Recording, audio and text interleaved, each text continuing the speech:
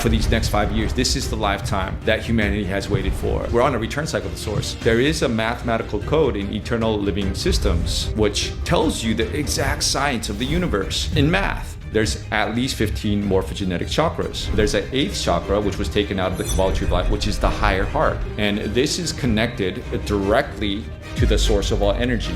For the last 26,500 year cycle, humanity went through a dark age. Many of us were incarnated during that time. So literally the body holds a distortion, frozen light in the DNA. There's a very specific science of how you shift your angular rotational particle spin and particle pulsation rhythm and shift into dimension 4, 5, 6, what Freud called your superconscious mind. The first language from which all other languages come from in this universe is called Anu Hajimua, and it's been key-coded for the 12-stranded DNA. 1,728 versions of ourself existing on 4 different timelines simultaneously, and when you reach 0 point, you can communicate with all of them. The Eternals, if you want to call it, us on a higher level, has tried many times to bring this wisdom out.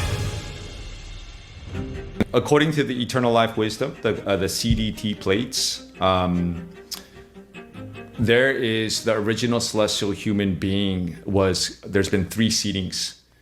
And when God said, created man in his image, the quote unquote Bible says, it's not a guy or, sitting in the sky. It's a eternal life mathematical code, which the entire universe we currently live in was built on. And so there's a mathematical code. And this is why, certain people can understand like just the mitochondria and they'll understand the entire universe because it's imprinted. The microcosm is the macrocosm. So the eternal life base 12 mathematical code is literally a code that runs through all universes and galaxies that operate on eternal life. And so with that being said, this is the 3rd seeding, and from my understanding, the 3rd and final seeding of the original celestial human being. And when it was seeded approximately 550 million years ago, there is literally a morphogenetic field.